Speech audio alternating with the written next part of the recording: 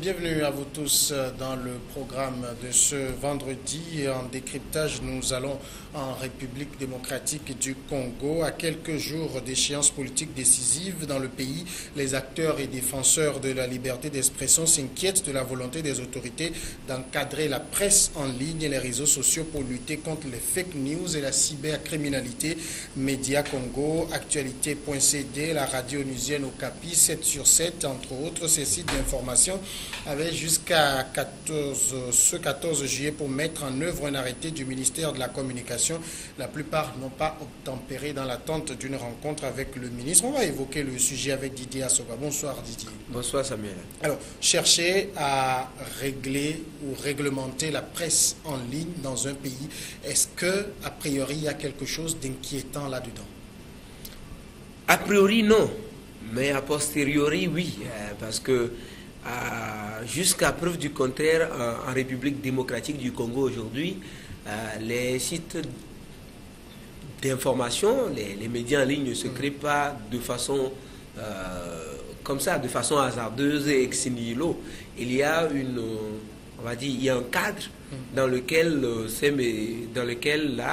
médias exercent, et ce cadre-là leur demande donc de se déclarer au niveau des autorités compétentes, notamment l'autorité de l'audiovisuel et de la communication, ce que la plupart de ces organes de presse en ligne ont eu à faire.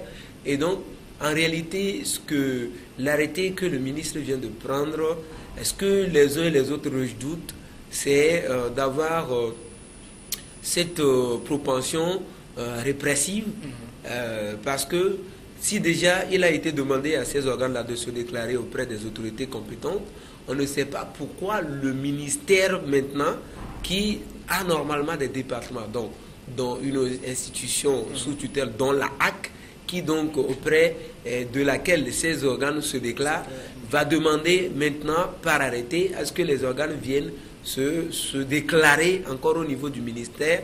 Et donc l'idée derrière au niveau du ministère, c'est d'avoir à interdire certains médias, parce que quand vous venez déclarer qu'on ne vous enregistre pas et qu'on ne vous donne pas le OK de travailler, ça veut dire que vous ne travaillerez jamais. Et donc c'est ce que les patrons de ces organes en ligne sont en train de craindre aujourd'hui, et leur combat est porté par la plupart des organisations de presse en RDC et également à l'international. Et donc, a priori, il n'y a rien à craindre quand on dit de se faire déclarer. Et c'est ce que ces organes, la plupart, ont eu à faire déjà avec les autorités compétentes. Donc maintenant, on ne sait pas pourquoi le ministère veut aller maintenant au-delà en demandant plus à ces organes de presse-là. Est-ce que c'est une crainte qui se justifie ou simplement on est dans une sorte de paranoïa? Non, il n'y a pas de paranoïa. Il y a plusieurs faits, en fait, qui donnent raison à cette crainte-là de ces patrons de médias en ligne. Parce qu'il y a quelques semaines, donc au mois de juin, le ministre congolais de la communication, donc M. Lambert Mende, s'est déjà rendu au siège de Facebook pour aller se plaindre du contenu qui est distillé donc au niveau de ce réseau social en République démocratique du Congo, et a demandé donc la coopération des responsables de Facebook pour interdire certains contenus au niveau de la RDC. Donc ce qui veut dire tout simplement que au niveau de la RDC, vous pouvez publier des informations sur votre mur, mais qui ne passera jamais au niveau sur le fil de l'actualité des autres, parce que Facebook aura à sanctionner si jamais ce réseau social-là arrive à avoir ce partenariat-là qu'a sollicité les autorités congolaises. Et donc, et l'autre fait majeur qui justifie donc cette crainte, c'est que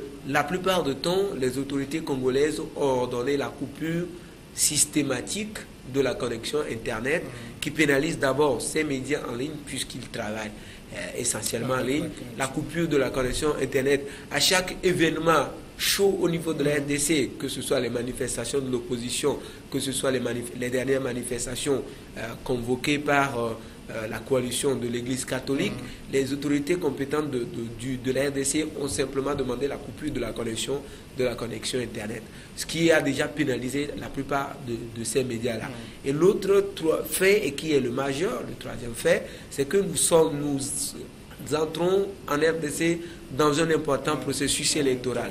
Et dans ce processus électoral, la position du président congolais, le président sortant congolais, n'est toujours pas claire, et qu'à chaque fois, il y a des appels qui lui sont lancés au travers des réseaux sociaux, et même dans des activités des partis politiques et autres activistes, acteurs de la société civile, et relayés par ces médias en ligne-là, qui sont très suivis dans le pays et également par la diaspora congolaise. Et donc le pouvoir congolais cherche juste à filtrer l'information au niveau de ces médias-là. Et donc certains de ces médias qui se montreraient plus radicaux, plus virulents envers le régime, se verront simplement interdits d'activité dans cette période sensible, dans cette période électorale. Donc pour ne pas avoir à critiquer le pouvoir, à critiquer son président sortant et à critiquer surtout le processus électoral dont on craint les risques on va dire, de fraude et tout ce qui va suivre si le scrutin jamais n'a pas été organisé de façon consensuelle et transparente avec les composants de l'opposition. Donc chercher dans un contexte qui est celui-là à imposer des mesures supplémentaires au niveau des médias en ligne, ça craint, et donc c'est à juste titre. Alors, mais les autorités donnent quand même un justificatif qui vaut ce que ça vaut. Ils parlent de fake news et de cybercriminalité, toutes choses qui sont vraies aujourd'hui. Évidemment, quand on veut lutter contre la cybercriminalité, c'est pas quand même au niveau de la presse en ligne. La presse en ligne ne fait pas dans la criminalité. On dit presse en ligne, organisation de presse, et des organes qui se sont d'ailleurs déclarés au niveau de la HAC, qui donc s'engage à respecter le code de la presse de la communication au niveau de la RDC, et donc qui s'engage également à respecter les codes de déontologie, d'éthique et de déontologie du journaliste en RDC. Et donc ces médias-là, pour la plupart, ont été à plusieurs reprises associés à des activités organisées par des structures gouvernementales, et y compris même le ministre Lambert Mende. Moi, j'ai lu plusieurs fois ses interventions sur Radio Okapi, sur Actualité Concédée, sur un certain nombre de sites d'information en RDC, puisque nous ne sommes pas en RDC, on n'a pas forcément à suivre la télévision nationale. Si nous cherchons des informations, nous avons vu plusieurs fois ces organes de presse-là relayer les positions du pouvoir et également les positions de l'opposition. Donc, à mon sens, il faut plutôt appeler ces journalistes qui travaillent en ligne à beaucoup plus de responsabilités pour ne pas prêter le flanc aux fake news qui sont facilement publiables aussi.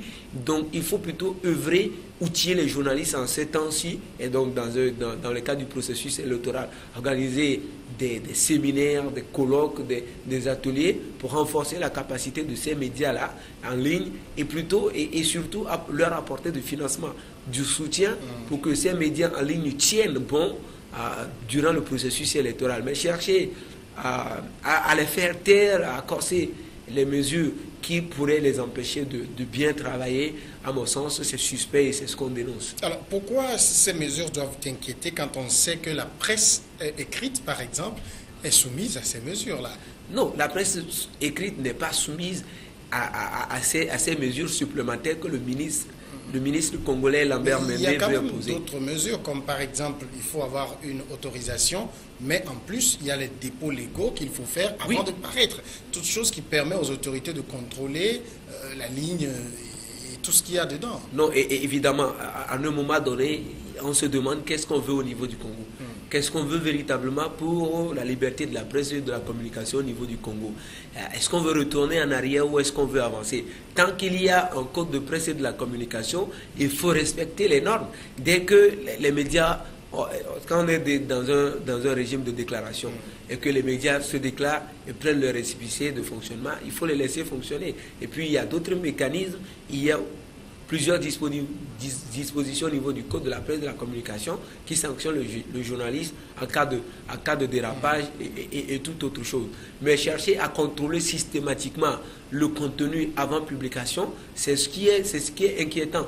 Pourquoi est-ce que dans un contexte comme celui-là, qui est un contexte aussi tendu actuellement au niveau de la RDC, on veut chercher à contrôler systématiquement le contenu publié par tous les organes? C'est ce qui craint, c'est ce qui est suspect à mon sens. Si le pouvoir ne se reproche rien et qu'on organise la transition de façon normale et que les dispositions seront respectées et que le président sortant ne va pas se déclarer candidat et que les gens vont écrire et condamner, ça va poser des problèmes. Si le pouvoir est sûr qu'il respecte tous les engagements pris et toutes les dispositions légales en vigueur au niveau du Congo, à mon sens, il n'y a pas à prendre des mesures liberticides qui font une publicité, une mauvaise publicité et en plus de mauvais goût actuellement pour les RDC. Est-ce que pour les autorités, quand même, cette mesure n'est pas un coup d'épée dans l'eau, dans la mesure où, pour la plupart des sites, on sait que c'est piloté depuis l'extérieur? Oui, en fait, oui, c'est un coup d'épée dans l'eau. Et puis, si ces médias-là réagissent, c'est peut-être pour faire comprendre au ministre, en réalité, que sa décision n'a pas raison d'être actuellement, en fait. Si on veut amener les journalistes à ne pas à lutter contre les fake news, ils peuvent être associés à cette campagne. On peut monter une campagne au niveau avec l'organisation de la presse en ligne là-bas au Congo, financer les médias qui travaillent bien et leur donner les moyens d'aider les autorités à lutter contre les fake news. Si le journaliste qui écrit en ligne sait qu'il est devant sa responsabilité et qu'il pourrait être poursuivi en cas de délit par les autorités compétentes et les autorités judiciaires, à mon sens, et nous-mêmes, nous travaillons en ligne, nous savons comment ça fonctionne. Il y a plusieurs fois, à plusieurs reprises, il y a une autocensure à l'interne avant publication. Et donc ça, c'est de la responsabilité du journalisme et du journaliste. Mais chercher systématiquement à empêcher des gens de publier de façon responsable les informations collectées et les informations traitées, à mon sens, c'est liberticide et c'est inadmissible actuellement. Au-delà de ça, est-ce qu'il n'y a pas aussi pour l'autorité un moyen d'avoir un regard sur la panoplie, la pléiade de presse en ligne aujourd'hui? Oui, ça je suis d'accord. Il ne faut pas non plus qu'on laisse perdurer l'anarchie et que n'importe qui dans sa chambre crée un média d'information et dit qu'il est presse en ligne. Et les autorités congolaises peuvent véritablement chercher de l'expertise dans d'autres pays et amener ces organes-là à se constituer véritablement en entreprise de presse. Et donc, comme cela, c'est contrôlable. C'est contrôlable si ce sont des entreprises de presse. Et je suis d'accord qu'on modifie un peu les dispositions de déclaration de ces presses en ligne-là, plutôt que de chercher à les coincer, à les empêcher d'éclore et de travailler. Didier Assoba, merci d'avoir répondu à nos questions. Merci Samuel. Nous sommes vendredi et vendredi, c'est le jour du sport. On marque la pause et après l'invité sport.